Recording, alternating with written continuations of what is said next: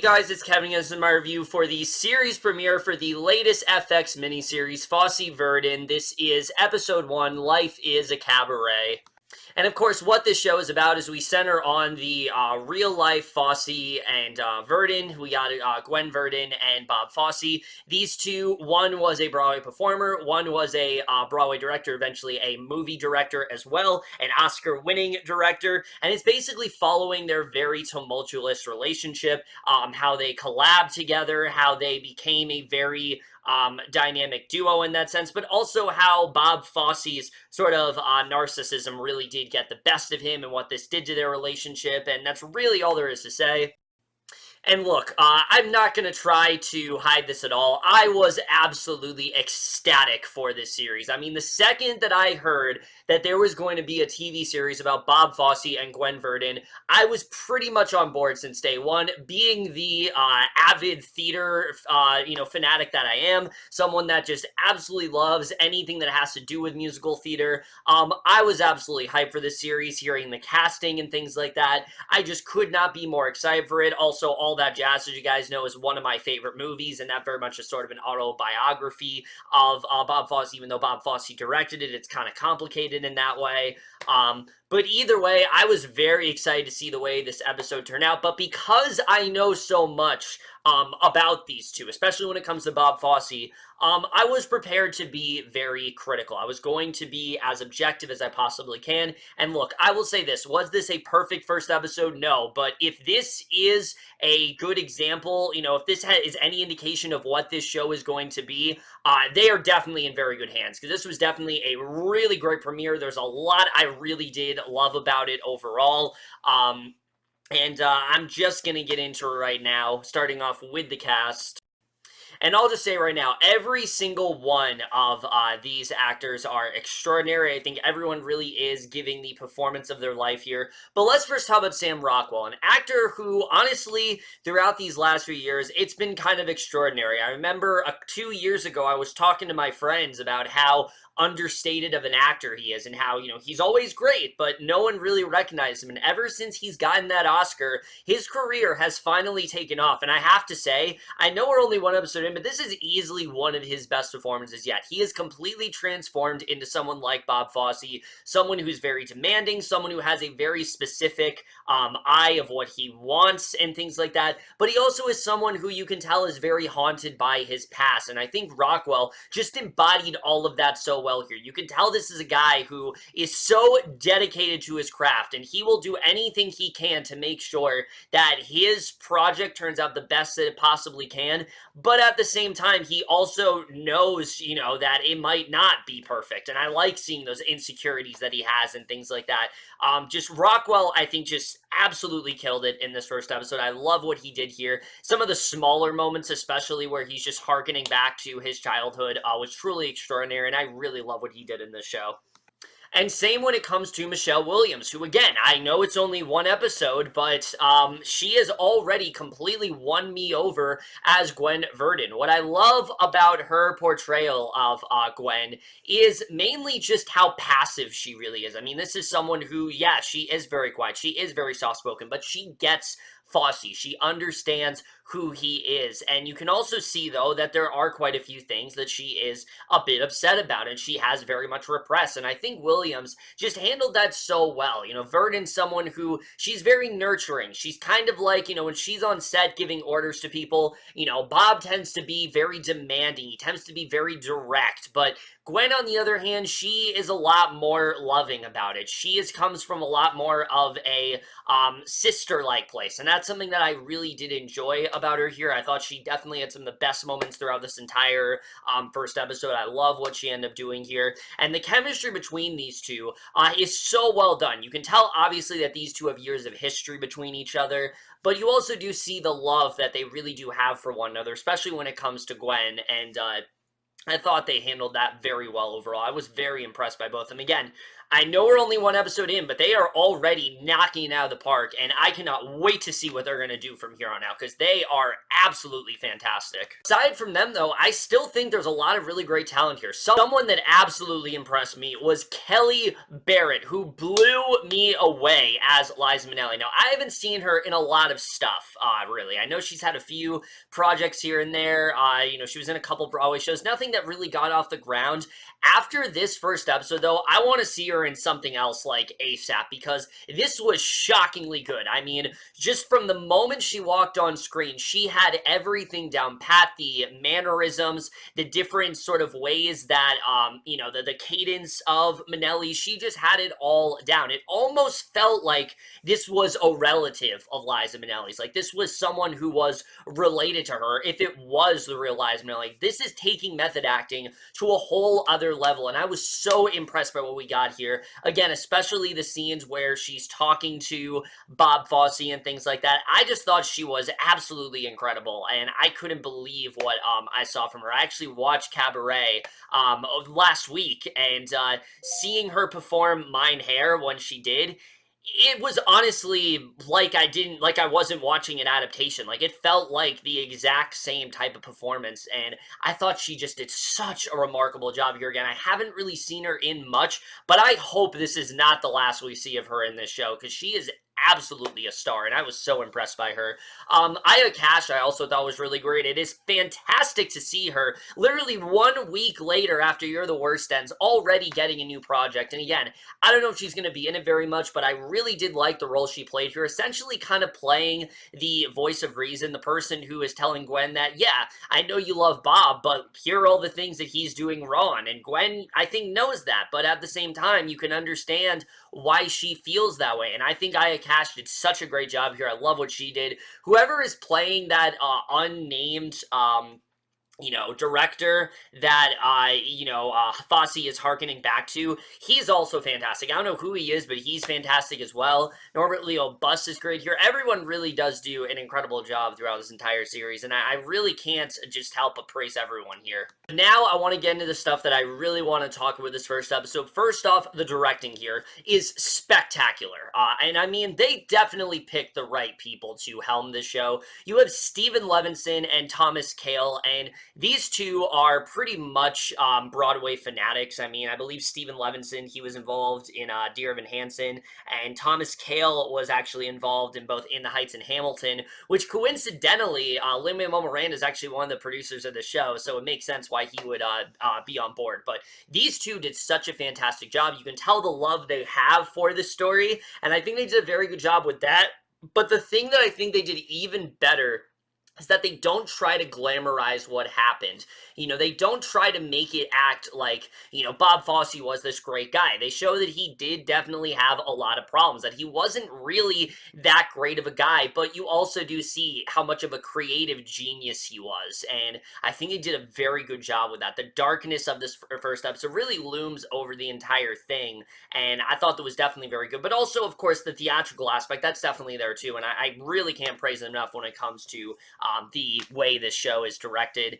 But the writing of the show, that's really what impressed me, which I will say right now, the one thing that did throw me off at first is that this is going to be a nonlinear structure. I was not really expecting that going into the show. I did hear it was going to be nonlinear, but I did not expect it to be like this. I didn't think an entire episode would basically be just the middle of their marriage. I thought it would be, I thought it would kind of jump around a little bit, but I'm honestly glad that it didn't, because I actually think it gave them a bit more of a challenge writing-wise, because you have to try to depict these two in a way that these two have had these years of history together, and that these two have this love for each other. And we definitely did get to see that here, and that's something I actually really did appreciate. And again, while I was thrown off at first, over time I realized this was actually, I think, the best way to introduce these two, because you see Bob Fosse, you see Gwen Verdon, and these two, you know, they seem to have this really loving relationship. They have 100% trust in each other.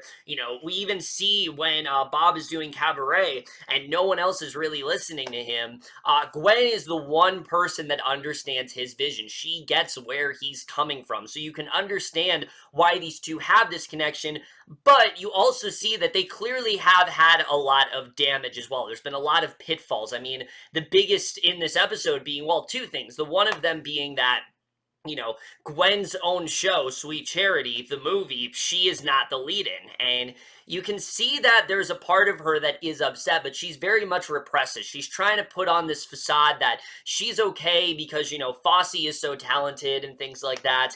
And I thought they handled that very well. Little moments like that really did stick out to me. I love the stuff between her and Joan Simon, where Joan is asking her, you know, why aren't you more upset about this? Why isn't this something that's bothering you? And I think it did bother Gwen. I think it's something that Gwen definitely would have loved to. I think it's something that, you know, Gwen would have want to talk to Bob about, but she also knows how talented he is. She also knows that he has a very specific vision, and I think she in general knows that it wouldn't have changed anything. You know, he had a very good reason why he wanted her instead of why he wanted Shirley MacLaine instead of her, and in the end it did cost him, because as we know, Sweet Charity bombed horribly, and I've seen that movie before. It's really not that good, and a big part of that, I think, is because Gwen Verdon was not in that main role, and I think that's something that they handled very well here.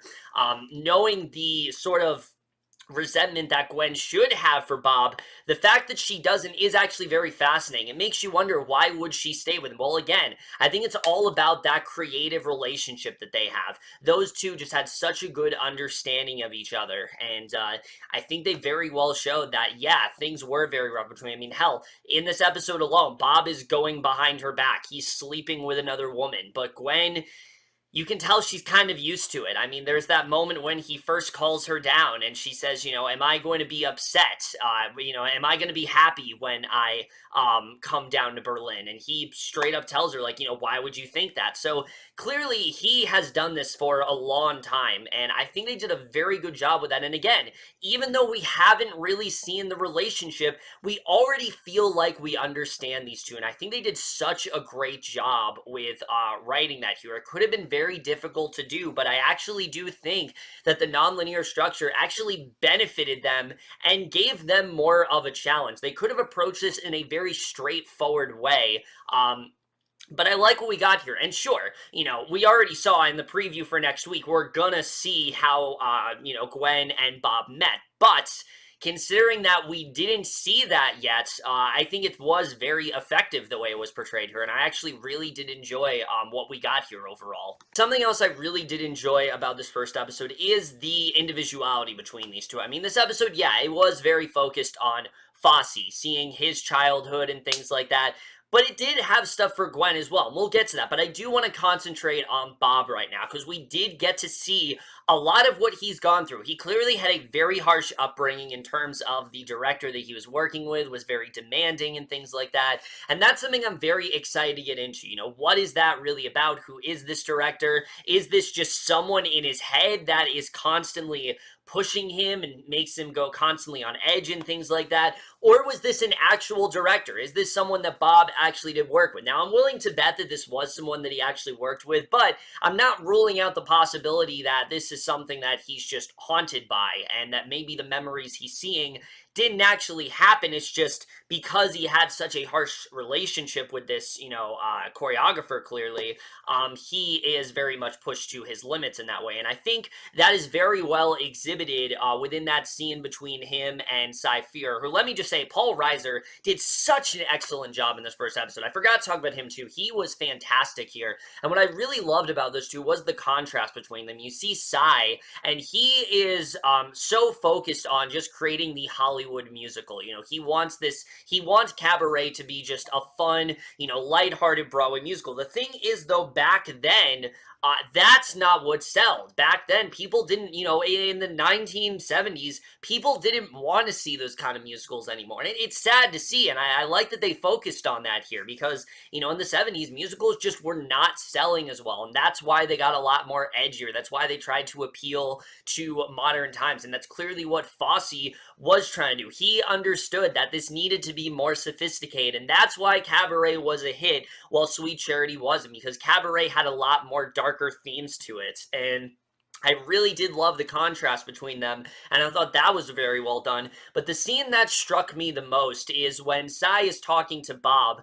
and when he first is essentially begging him to give him this role as director. He talks about how much he loves the musical, but I think what Sai says, I think he does have a point when he says, you're not doing this because you love the show, you're doing this because you're looking for work, and it makes a lot of sense. I mean, you see Bob, and he was having this whole difficulty with, 1 second he's working on Sweet Charity, he thinks it's working great, and then it starts to get really bad reviews, and obviously he doesn't want to tarnish his legacy. This is someone who is a very gifted, someone who is a very highly esteemed choreographer. People think a lot of him, and obviously he wants to make a name. He wants to keep his name out there. He wants people to stay in his good graces. So it would make sense why he just try to take on the first thing that's presented to him, and you really do understand that here. And I thought that was interesting. I actually didn't know that Bob Fosse didn't do the original Broadway show, and I think it's because we associate Cabaret with Liza Minnelli and with Bob Fosse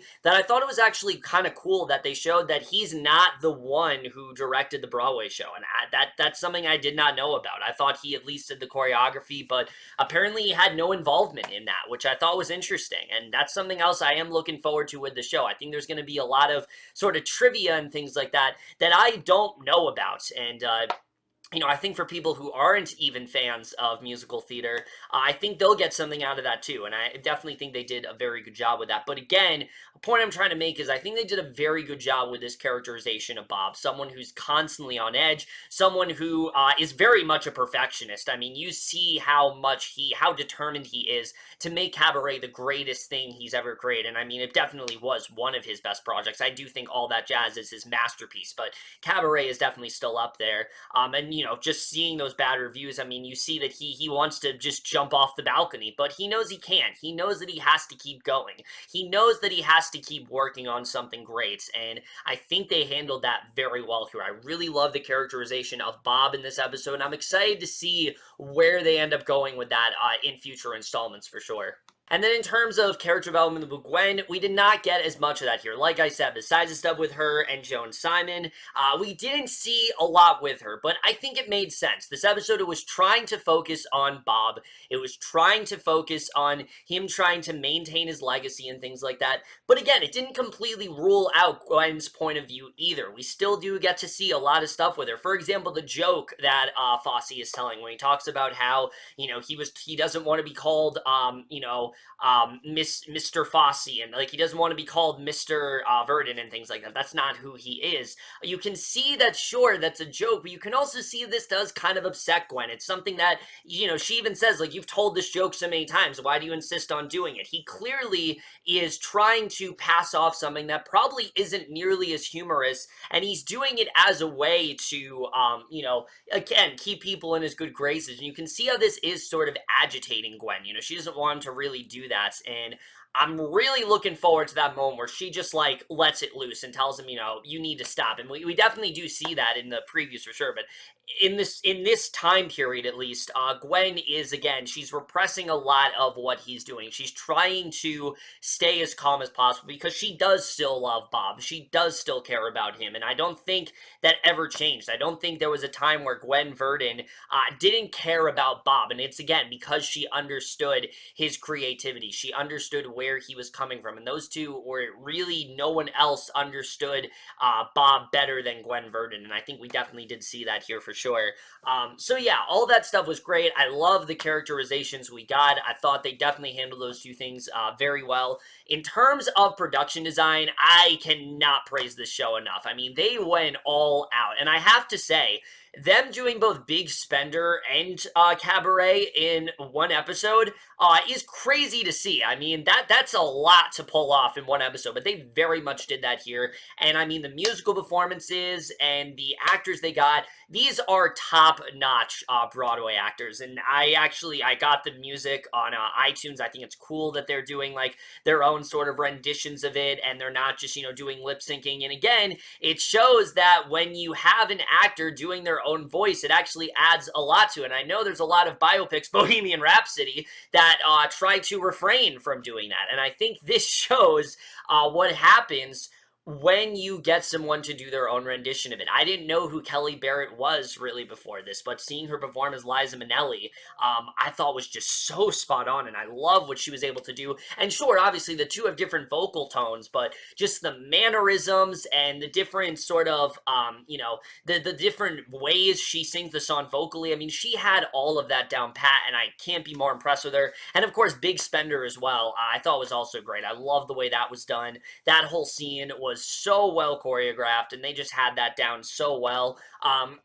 But I think the most effective scene out of them all, in terms of musical performances, was the cabaret at the end. I mean, you saw how that very much did intertwine with Gwen's state of mind at the time. You know, the whole idea that she, you know, life is a cabaret. It's kind of a metaphor where it's like, you know, life is supposed to be carefree. Life is supposed to be fun.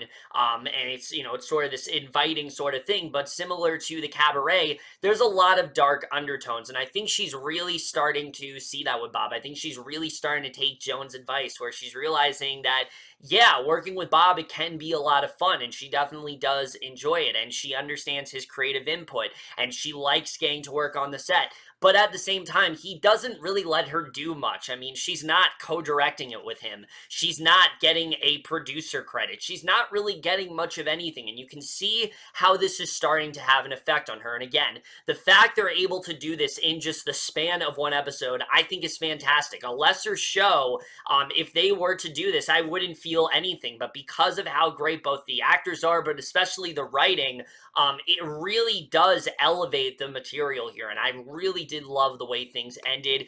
Again, in terms of flaws, there really aren't too many when it comes to this. I mean, again, there was so much I loved about this first episode. Just the two things that hold it back is, one, I did think that the, you know, the non-linear structure was a bit jarring at first. Just seeing them start off in the 1950s, you know, in the late 1960s when they've made Sweet Charity and the reviews are coming out. Not where I expected the show to start. But again, I think that was definitely an interesting way to start out. I think it actually strengthened the episode looking back on it, because again, it gave the writers more of a challenge, and I definitely did like that. Two, I was not really a fan of the bookends of this episode, the way it started off with, you know, the 1980s timeline where Fosse is about to die. I mean, literally, right when that curtain goes up, a few moments later, he's going to collapse in Gwen's arms. And I get what they're trying to do, but I just don't think that was necessary for this episode. I think they could have easily ended on the cabaret thing, and it would have been just as effective. But either way, this was still a fantastic way to start the show, between the talent here, between the production design, and the story they were telling. The fact that this is a non-linear structure, and I'm already this hooked, that just tells you when you have some great writers on display. I am really interested in seeing where the show is going to go from here. I mean, we still have a long ways to go. We still got to get to the Anne Reinking stuff and things like that, and that stuff I am definitely very interested in getting into for sure. There's a lot of great stuff this episode did set up, and again, just you can already tell, even though this is the first episode, you can already see those years of history between Fosse and between Verdon, and it's definitely going to get darker for sure. I can tell the show, there already are a lot of dark undertones, but that marriage is going to crumble for sure. These two things are definitely going to get worse before it gets better, and we know that's what ended up happening to them, and I'm definitely interested in seeing how they do end up depicting it overall. But for what we have here, I'm very satisfied. I really am liking what I'm seeing, and I'm very excited to see where it does go from here on out. So overall, I am going to give this first episode of Fosse Verdon, episode 1, Life is a Cabaret, an A-. But overall, guys, in my review, the first episode of Fosse Verdon. Let me know what you guys saw of this episode overall, left your thoughts in it. And yes, guys, I will be reviewing every episode of the show from here on out. How could I have not, being the big musical fan that I am? This is a show that is so highly anticipated for me, and I am so excited to go on this journey with you guys. But let me know what you guys saw of this episode. Would love to hear your thoughts on all that stuff. What do you think of the casting? What do you think of the recreation of certain musical numbers and things like that? The liberties that they took, all that stuff. I definitely do want to hear your thoughts on. But that's it for this video. Hope you guys enjoy it. We'll see you guys in my next video, and we'll see you guys for that. Okay, bye. Life is a